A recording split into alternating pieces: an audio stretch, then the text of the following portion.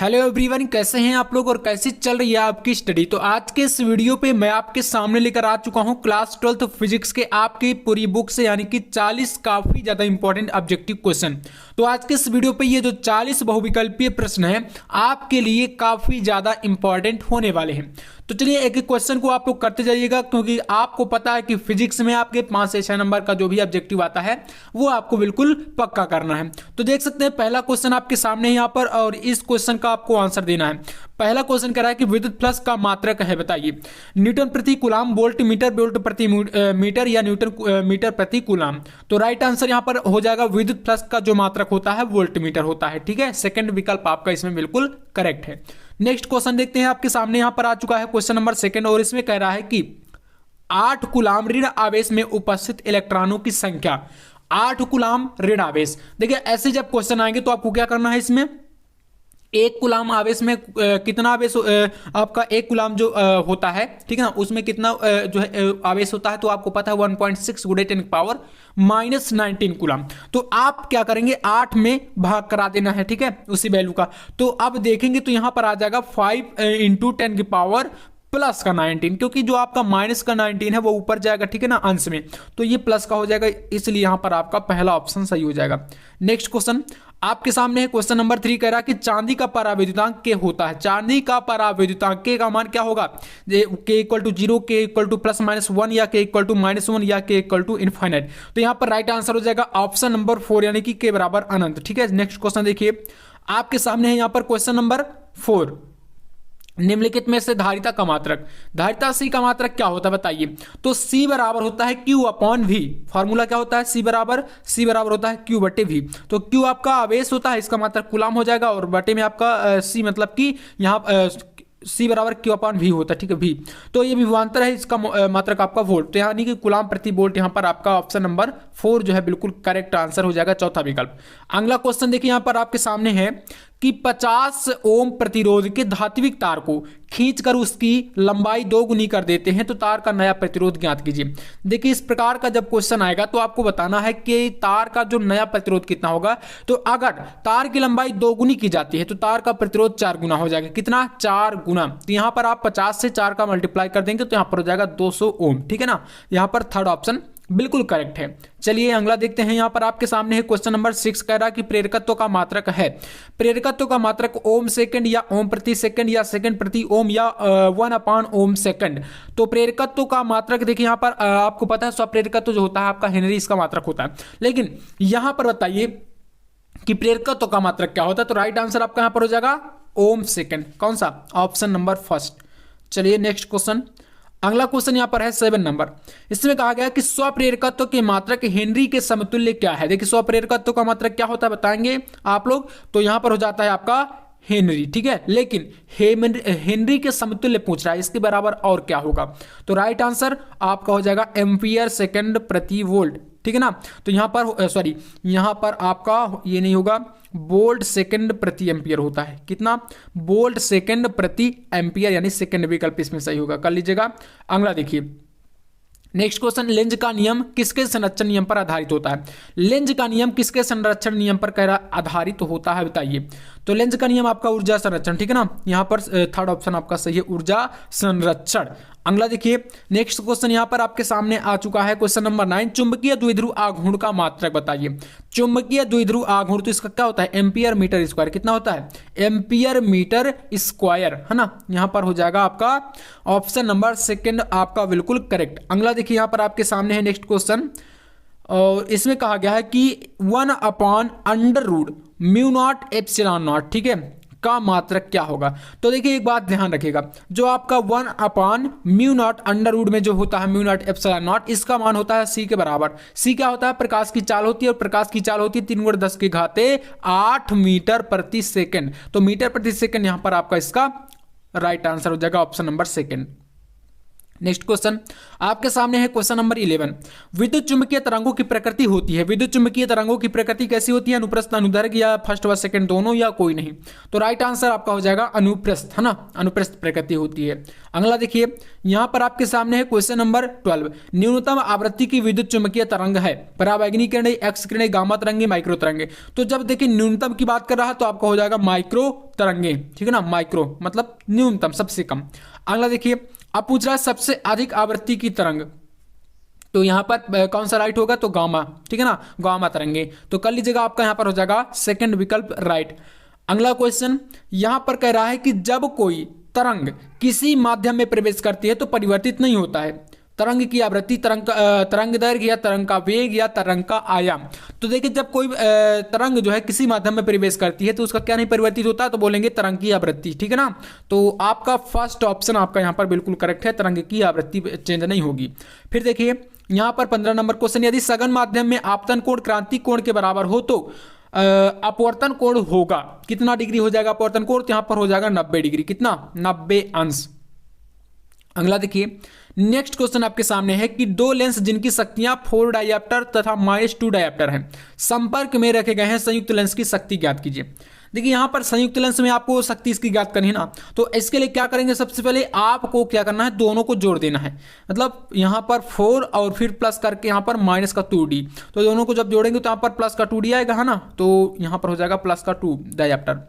अगला क्वेश्चन यहां पर नेक्स्ट क्वेश्चन देखिए आपके कह रहा है किसी गोलीय दर्पण की फोकस दूरी f एवं वक्रता त्रिज्या में संबंध r में संबंध क्या होता है? तो f बराबर क्या होता है? r/2 होता है ना। तो थर्ड ऑप्शन सही है आपका, f = r/2 यही होता है दर्पण की फोकस दूरी और इसकी वक्रता त्रिज्या में संबंध, ठीक है ना। चलिए नेक्स्ट क्वेश्चन है निम्न में से किस रंग के प्रकाश का वेग जल में सबसे अधिक होता है? लाल, पीला, बैंगनी, हरा। तो याद रखिएगा यहाँ पर प्रकाश का जो तरंग दैर्घ्य होता है मतलब सबसे ज्यादा किस रंग का होता है? तो यहाँ पर लाल रंग का, ठीक है ना, लाल रंग का। इसलिए आपने देखा होगा जो गाड़ियां होती हैं, ठीक है ना, वाहन होते हैं, उनमें एक प्रकार से जो संकेत के लिए जो बैक लाइट वगैरह होती हैं तो लाल रंग की ही लगाई जाती है, क्योंकि इसका तरंग दैर्घ्य सबसे ज्यादा होता है। चाहे जितना भी कोहरा पड़े, ठीक है ना, कोहरा धुंध, उसमें लाल रंग जो है सबसे ज्यादा इधर उधर दिखाई देता है दूर दूर तक, ठीक है ना। तो आप कह सकते हैं इसके लिए इसका उपयोग किया जाता है। अगला वह घटना जो प्रकाश की अनुप्रस्थ तरंग प्रकृति दर्शाती है, व्यतिकरण, विवर्तन, ध्रुवण या अपवर्तन। तो यहाँ पर राइट आंसर आपका हो जाएगा ध्रुवण, ऑप्शन नंबर थर्ड हमारा यहाँ पर सही है, ध्रुवण, ठीक है ना। चलिए अगला क्वेश्चन यहां पर आपके सामने देख सकते हैं, इसमें कह रहा है कि ध्रुवण कोण P तथा क्रांति कोण C में संबंध बताइए। तो ध्रुवण कोण जो आपका P है और क्रांति कोण जो C, ठीक है, क्रिटिकल एंगल, इन दोनों में संबंध होता है tan P = cosec C। क्या होता है? tan P = cosec C, option first हमारा यहाँ पर सही है। अगला क्वेश्चन 21 देखिए, इसमें कहा गया कि किसी गतिमान कण से संबद्ध डी ब्रॉगली तरंग की तरंग दैर्घ्य निर्भर नहीं करती। द्रव्यमान पर, आवेश पर, वेग पर या संवेग पर, किस पर डिपेंड नहीं करती है बताइए। तो यहां पर आपका हो जाएगा आवेश पर, सेकंड ऑप्शन हमारा इसमें बिल्कुल करेक्ट है, ठीक है ना, याद रखिएगा। अगला देखिए फोटान का विराम द्रव्यमान होता है, फोटान का विराम द्रव्यमान h/λ होता है। C बराबर क्या होता है? h/λ, है ना, h/λ। तो अब देखिएगा यहाँ पर जो h होता है प्लांक नियतांक होता है, लैम्डा प्रकाश का तरंग दैर्घ्य, ठीक है, याद रखिएगा। अगला क्वेश्चन देखिए यहाँ पर है लैम्डा तरंग दैर्घ्य के फोटान की ऊर्जा है, तो लैम्डा तरंग दैर्घ्य के फोटान की ऊर्जा का आपको मान बताना है, ठीक है, क्या होता है? तो hc/λ होता है। C आपकी प्रकाश की चाल है, h मैंने बता दिया प्लांक नियतांक है, लैम्डा आपका तरंग दैर्घ्य, याद रखिएगा। अगला क्वेश्चन चलिए बढ़ते हैं नेक्स्ट पर। तो यहाँ पर अगला क्वेश्चन देख सकते हैं, कह रहा है कि जस्ते की सतह से इलेक्ट्रॉन उत्सर्जन हेतु निम्नलिखित में से कौन सा विकिरण अत्यधिक प्रभावी होता है? तो सूक्ष्म तरंगे या दृश्य प्रकाश तरंगे, अवृद्ध प्रकाश तरंगे, परावैंगनी तरंगे, ठीक है ना। यहाँ पर आपका कौन सा राइट आंसर हो जाएगा? तो याद रखिएगा चौथा विकल्प हमारा इसमें सही है, परावैंगनी तरंगे। मतलब देखिए जस्ते की कोई सतह होती है, जैसे कोई आपका एक धातु का टुकड़ा है और उससे आपको इलेक्ट्रॉन उत्सर्जित कराना है, इसमें जो इलेक्ट्रॉन होता है, ठीक है ना, उनको उत्सर्जित कराना, तो कौन सा विकिरण इसमें प्रभावी होगा? तो परावैंगनी प्रकाश, ठीक है, जो परावैंगनी प्रकाश की किरणें इसमें डाली जाएंगी। नेक्स्ट क्वेश्चन निम्नलिखित कण एक ही वेग से गतिमान है और न्यूनतम डी ब्रॉगली तरंग वाला कण कौन सा है? प्रोटॉन, ड्यूट्रॉन, अल्फा कण या न्यूट्रॉन? तो राइट आंसर जाएगा यहाँ पर आपका अल्फा कण के साथ, ठीक है, ऑप्शन थर्ड। नेक्स्ट क्वेश्चन आपके सामने है, हाइड्रोजन परमाणु की आयनन ऊर्जा का मान बताइए। हाइड्रोजन परमाणु की आयनन ऊर्जा का मान कितना होता है? तो राइट आंसर हो जाएगा आपका यहाँ पर -13.6 इलेक्ट्रॉन वोल्ट, ठीक है ना। तो यहाँ पर हो जाएगा सेकंड ऑप्शन आपका करेक्ट। अगला देखिए, नेक्स्ट क्वेश्चन यहाँ पर है, हाइड्रोजन परमाणु की दो उत्तरोत्तर कक्षाओं में इलेक्ट्रॉनों के कोणीय संवेग में अंतर होता है। H upon pi, H upon 2 pi upon H या पाई अपॉन एच। और पाई का मान तो आपको पता है 180 डिग्री होता है। कितना होता है? 180 डिग्री, है ना। चलिए, तो यहां पर कौन सा सही होगा? आपका हो जाएगा एच अपॉन 2 पाई, है ना, एच अपॉन 2 पाई, सेकेंड ऑप्शन आपका करेक्ट है। फिर देखिए 28 नंबर क्वेश्चन है, परमाणु के अंदर अल्फा कण, ठीक है, कौन सा? अल्फा कण किस बल के कारण प्रकीर्णित होते हैं? गुरुत्वीय बल या नाभिकीय बल, कूलाम बल, चुंबकीय बल? तो राइट आंसर आपका हो जाएगा यहाँ पर कौन सा? कूलाम बल, ठीक है ना। कूलाम बल के कारण जो है अल्फा कण किसी परमाणु के अंदर प्रकीर्णित तो होते हैं। चलिए अगला देखिए, यहाँ पर 29 नंबर है, एक एएमयू के तुल्य ऊर्जा, एएमयू मतलब एटॉमिक मास यूनिट, के तुल्य ऊर्जा कितनी होती है? ठीक है, तो यहां पर आपका कौन सा हो जाएगा राइट आंसर? तो यहां पर हो जाएगा 931 MeV, मेगा इलेक्ट्रॉन वोल्ट, ठीक है ना, 931। तो तीसरा विकल्प सही है। 30 नंबर क्वेश्चन देखिए, हाइड्रोजन नाभिक की बंधन ऊर्जा, हाइड्रोजन नाभिक की बंधन ऊर्जा होती है 0, कितनी होती है? 0। चलिए नेक्स्ट यहां पर देखिए, तो इसमें कहा गया है 31 नंबर में, कण वह कण जो 92U238 इसमें पावर है, ठीक है, तो यूरेनियम है, के नाभिक में नहीं उपस्थित है। इसके नाभिक में क्या नहीं उपस्थित है? तो राइट आंसर हो जाएगा 92 इलेक्ट्रॉन। कितना? 92 इलेक्ट्रॉन इसके नाभिक में नहीं पाए जाएंगे, ठीक है। तो अगला देखिए, यहां पर अगला यहां पर है, क्योंकि इलेक्ट्रॉन और प्रोटॉन ये इक्वल होते हैं और न्यूट्रॉन जो है अलग होते हैं, ठीक है, तो नाभिक में यहाँ पर इलेक्ट्रॉन नहीं पाया जाएगा, इसमें 92, है ना। अगला देखिए नेक्स्ट क्वेश्चन, 0 केल्विन ताप पर शुद्ध अर्धचालक है, चालक होता है, प्रतिरोधक होता है, शक्ति स्रोत या विद्युत रोधी? तो यहाँ पर 0 केल्विन ताप पर शुद्ध अर्धचालक क्या होता है? तो राइट आंसर हो जाएगा यहाँ पर बोलेंगे ऑप्शन नंबर 4 विद्युत रोधी, ठीक है ना, विद्युत रोधी होता है। अगला देखिए, यहां पर क्वेश्चन कह रहा है कि एक एन प्रकार के एन टाइप अर्धचालक होता है, धनावेशित, ऋणावेशित, उदासीन या कोई नहीं?